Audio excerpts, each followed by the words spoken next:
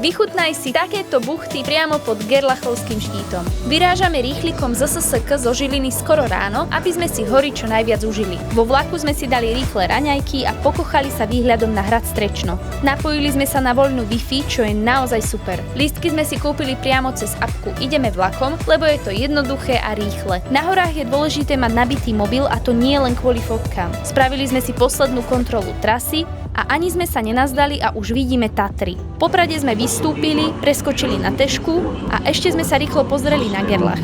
A teraz už Horsa na Sliesky dom. Túra začína na parkovisku v Tatranskej Polianke. Chvíľku sme išli po asfaltke a potom lesom. Takto sa cesta striedala približne hodinku.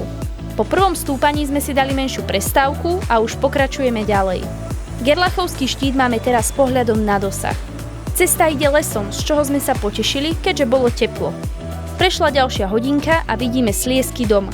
Dali sme si prechádzku okolo Velického plesa a Velického vodopádu a nakoniec sme si konečne dali tie parené buchty.